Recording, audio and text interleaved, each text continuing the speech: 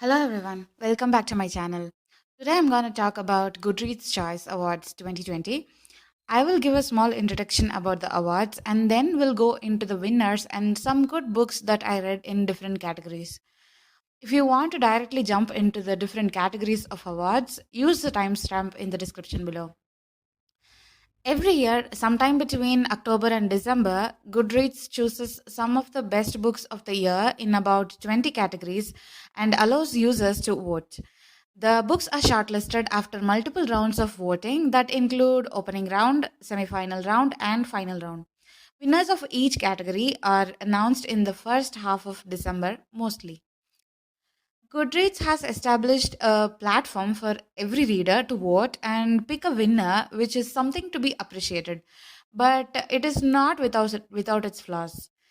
Not gonna bore you with the details of all the flaws, but I would like to talk about the choice of nominees. I have two issues with the choice of books that get nominated in each category. One is the time of release. The awards are for best books of a year, so ideally, the books released between January and December should be available for nomination. But since the opening round starts somewhere in October, there is no way that the books that get released after the opening round can be nominated for that particular year. Either the books between January and December should be taken for nomination and the voting should be held the following year, or the books released between October and September of the next year should be considered for nomination. But this year, Goodreads did not follow either of those. Maybe that was the case with the previous years as well, and I did not notice. First thing is Queen of Nothing that got released in November 2019 was there for opening round, and The Burning God and Rhythm of War that were not released that time of the opening round were also nominated there. As the books get shortlisted based on voting, if these books get higher voting or even win a category, that will be purely because the fans voted for their favorite author. This itself creates a bias in the voting process. I have seen so many unpublished books with ratings and reviews, even though there had been no arc distributed. Even I have seen the books without a publication date having higher ratings. So, like, there is a possibility of votes based on fans. There is also a possibility that the books released close to the award nominations might not have been read by many. So, how do people vote? The next issue I have with the nominated books is the selection of books. The opening round has 20 or so books in each category. How are those books selected in first place? They are clearly not selected based on rating because I could see several books that have 3-star ratings nominated and several books that had more than 4.5 stars not being nominated at all.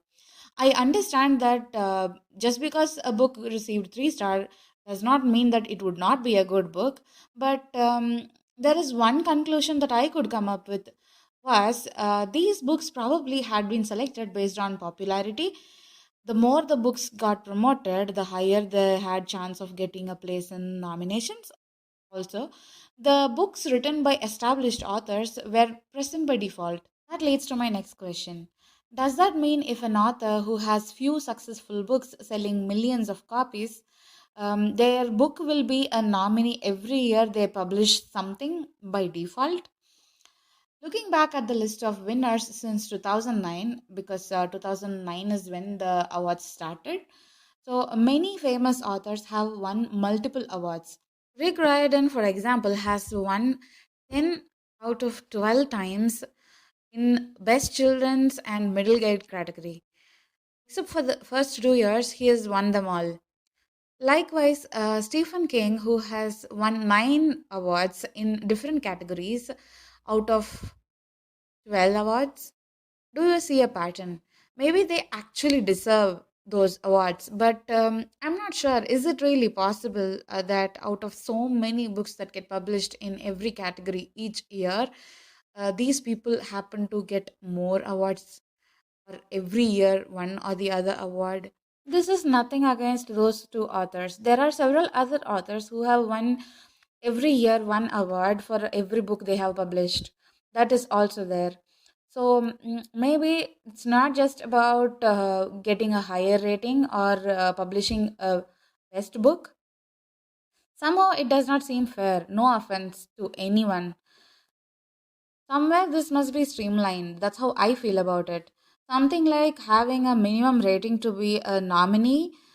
And by that, I do not mean to say that the books with somewhere around lesser rating do not deserve to be nominated. No, that's not the case. There should be some other criteria. Also, the users who have not read the book should not be able to vote for the book. I don't know, these are not possible, but I also know nothing is going to come out of this. So yeah, this is just me venting out. Okay, let's dive into the awards and winners. These are the 20 categories in which the best books are awarded by Goodreads. I have read books in about 12 out of 20 categories in this. I don't think I have read all the books that have won in those categories, but I have read some interesting books in the nominees list to talk about. So here we go. Before we start with the categories, let me tell this. I will talk about the books that I have read in the 12 categories, and if I have already reviewed those, I will leave the links to those reviews in the description below. Now, let's get started with the categories. The first category is fiction. These were all the nominees for Best Fiction.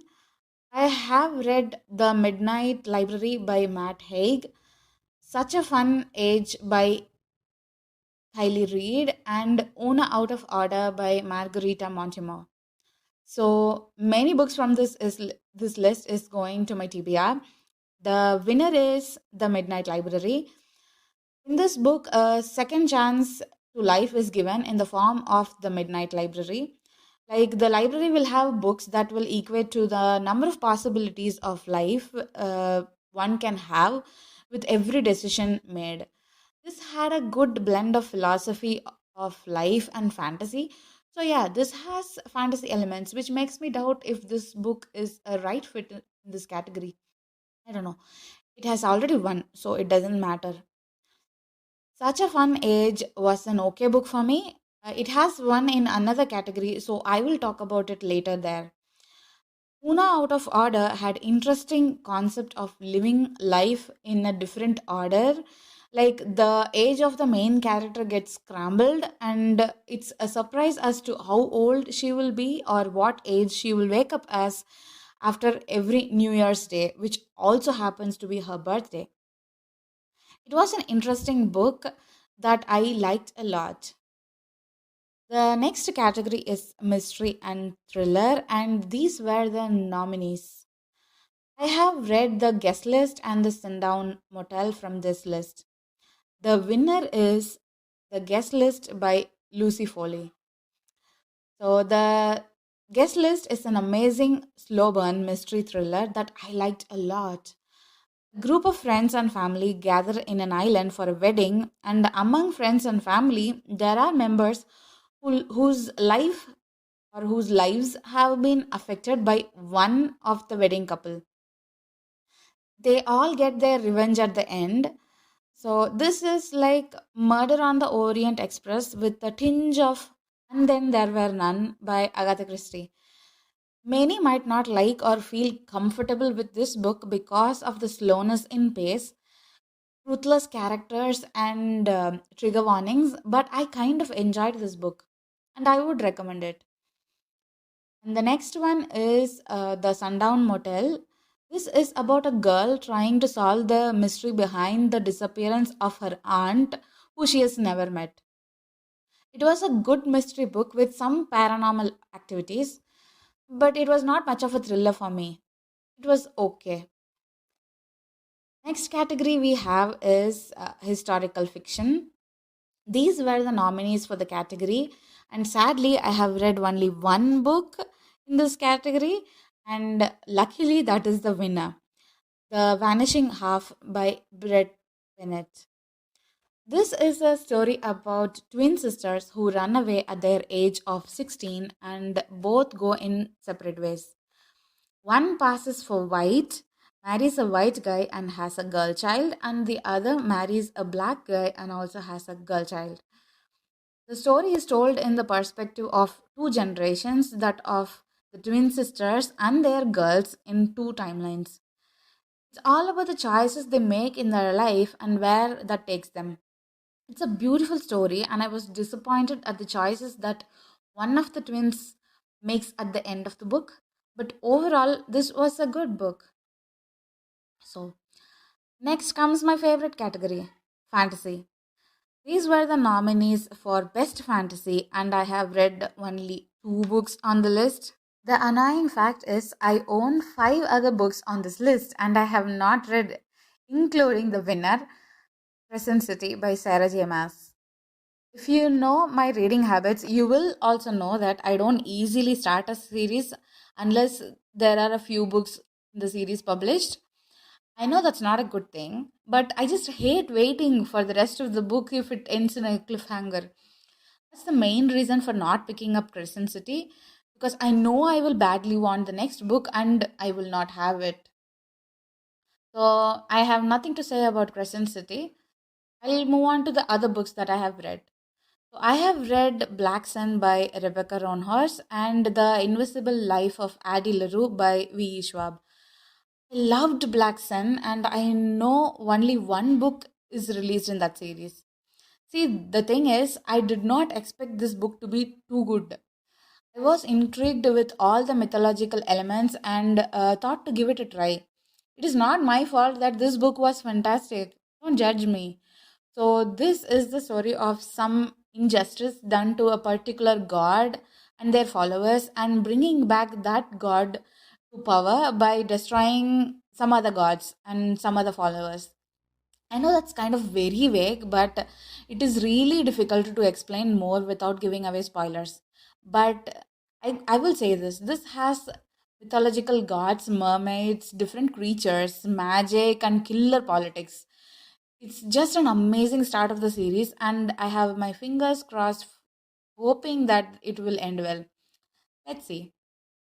Here comes one of the most popular books of 2020, The Invisible Life of Addie LaRue. If you have seen my rant video, you would know that I am not a fan of this book, so I'm not going to go into the details. This is the story about Addie who, to avoid a situation in her life, seeks someone in the dark. She wants a chance to live, to be free, and to live until she does not want to live anymore. So her wish gets granted, and the catch is nobody will remember her. Not the ones who she already knew, or not the ones who will she meet in the future. People forget her as soon as she is out of sight, and she lives like that for about 300 or so years. And one day, a guy remembers her, and that changes everything. This might sound so interesting, but it was a below average read for me. Is it bad that I feel glad that this book did not win in the best category award? No offense, people. It's just my feeling. I am leaving the link to my rant video in the description below. Please do watch. Next category is romance, and these were all the nominees.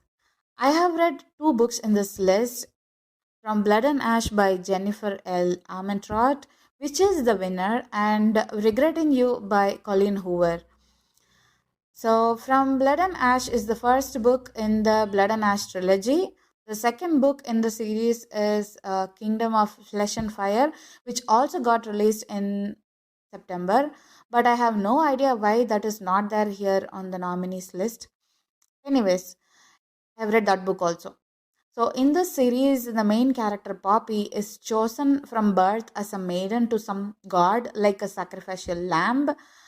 Hawk is the god arranged to protect her, and she starts to develop feelings for him, and his ideologies make her question her beliefs. Her choices will affect her as a maiden and might break a brewing war. This story has a blend of fantasy and romance in almost equal parts. Probably that is why this book was nominated under the romance category. Like I said earlier, I have read two books in this series and they both were amazing. Can't wait to read the next book. Coming to Regretting You by Colleen Hoover. This is a story about a mother and daughter and their love and life choices. The mother tries to prevent her daughter from following in her footsteps to end up with regrets, while the daughter wants to make her own experiences and choices. Though her daughter was her symbol of love, her life was not without its flaws or regrets. Whether they fix their strained relationship or not is the rest of the story. Romance is not the main focus in this book, but it does play a major factor. I felt this to be more of a contemporary than romance. Anyways, next. In horror category, I have read only one book, which is also the winner, Mexican Gothic by Silvia Moreno Garcia. The story is about Naomi who visits her sick cousin only to step into a house full of strange people with strange lifestyle. When she finally understands the horror in her cousin's life, it might be too late for her to escape. The book grew steadily creepier, but the plot progress was very slow. It had its flaws, but the interesting horror element pushed me through all the odds. I would recommend it. The next category is something that I have never tried before, humor. I picked the winner in this category to give this genre a try. Strange Planet by Nathan W. Pyle.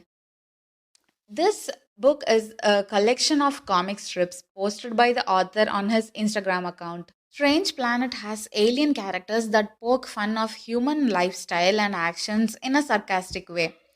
Like, for example, we normally say, let's play hide and seek, but the aliens in Strange Planet say, may we initiate, obscure, and pursue. I have got one more. Consider a conversation between two lovers. May I kiss you? And reply as yes. In Strange Planet, it goes like, may I mouth push your mouth? And the reply is affirmative. Some of the moments were funny, but mostly it felt like dry humor, but it was kind of different. I didn't know that this book was a collection of comic strips when I picked it. It was okay, I guess. I have never picked a book from humor before, so it was an experience for me. Maybe check out the author's Instagram account and have some fun.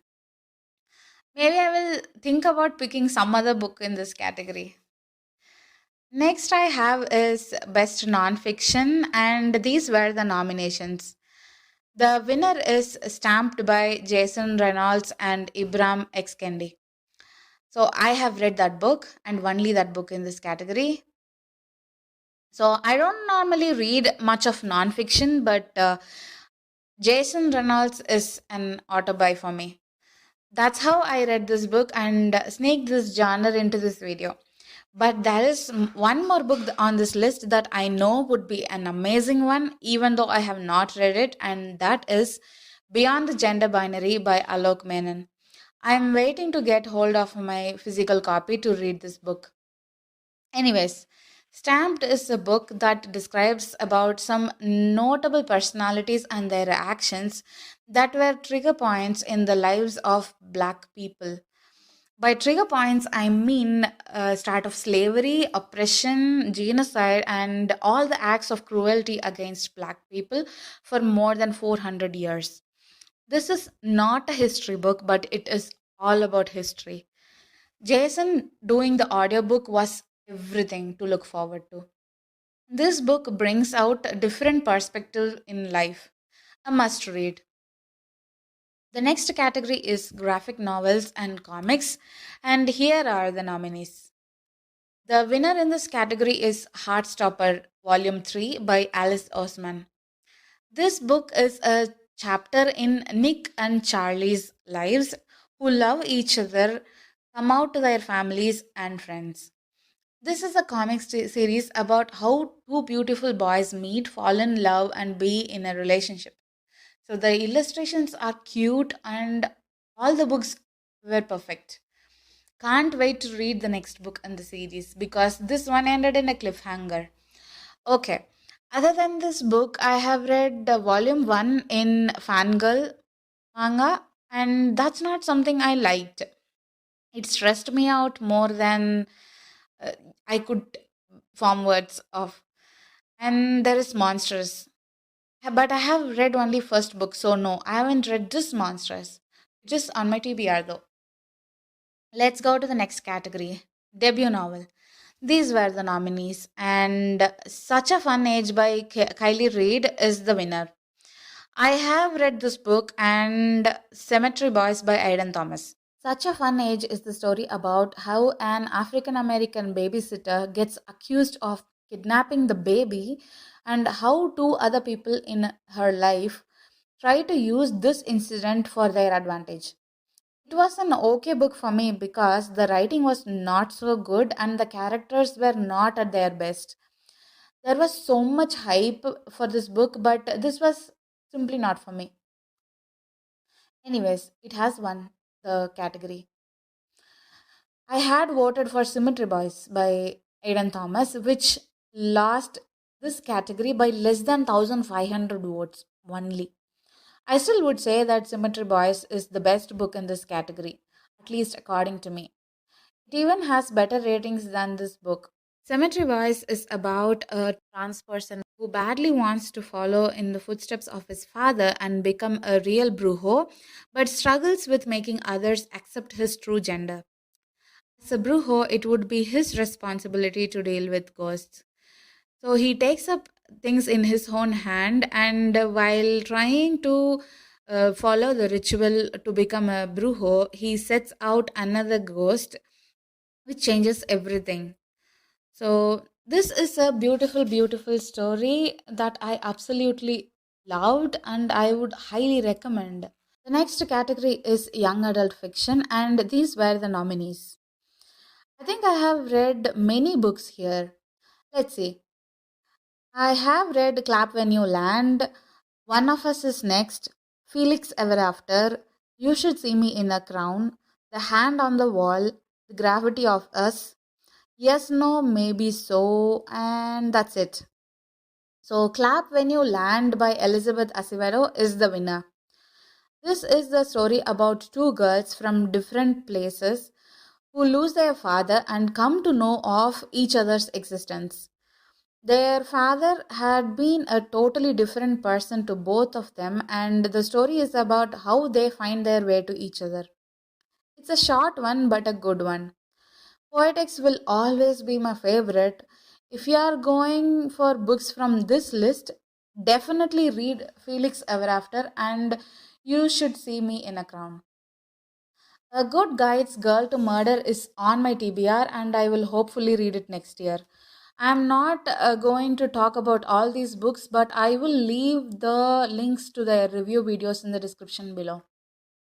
The last category is Young Adult Fantasy. These were the nominees, and The Queen of Nothing by Holly Black is the winner.